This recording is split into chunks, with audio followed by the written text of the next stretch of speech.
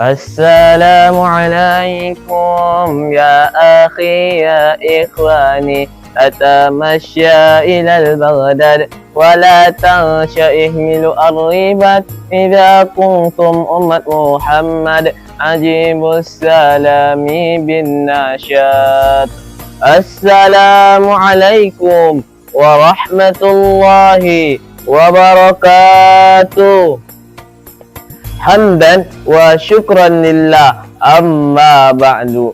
Syahadatul kiram, dewan juri yang arif dan bijaksana, dan para hadirin yang semangatnya luar biasa. Perkenalkan, nama ana Soiful. Pastinya ana bukan fans klub sepak bola Liverpool yang kerjaannya hanya menendang dan menyundul. Kepada dewan juri ana ucapkan I love you full. InsyaAllah nilai baik pun ikut menyusul. Amin ya rabbal alamin. Sahabat da'i yang dimuliakan Allah Subhanahu wa taala. Budaya, kebiasaan senantiasa melekat dalam diri. Hal baik untuk kita jalani, hal buruk untuk kita hindari. Keberlangsungan hidup janganlah pernah untuk disia-siakan. Apa yang dikonsumsi, apa yang digunakan untuk menghias diri perlu banyak pertimbangan. Apalagi kita mengharapkan keberkahan, bukan hanya sekedar pemakaian.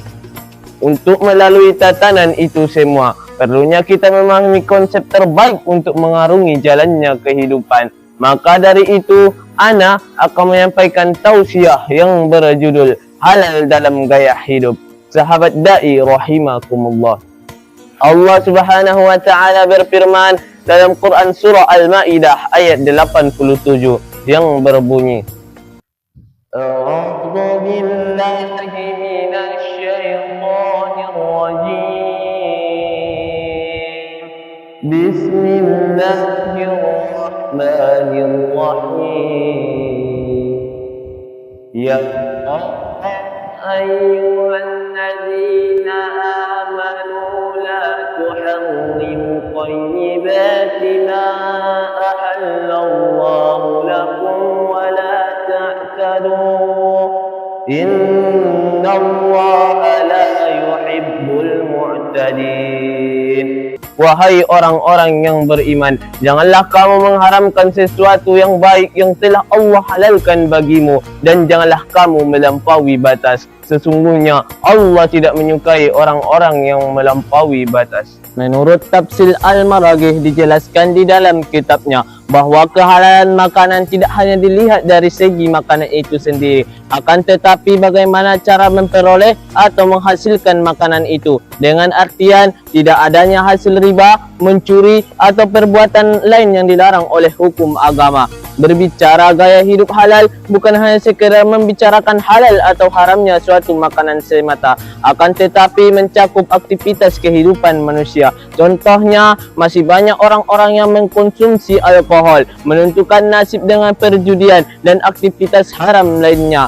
Kemudian perilaku itu kerap menjadi pemicu kriminal yang semakin merajalela. Hal ini terjadi karena abai akan gaya hidup halal yang diatur dalam syariat Islam.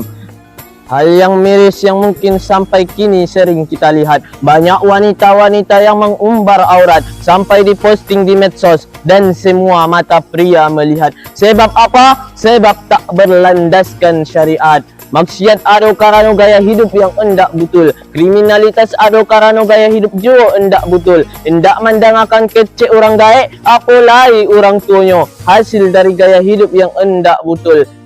Betul endak kawan-kawan? Sampai baparang yang tak elok pulo, mamaki, menghampok, ala yang tak elok pulo itu dah.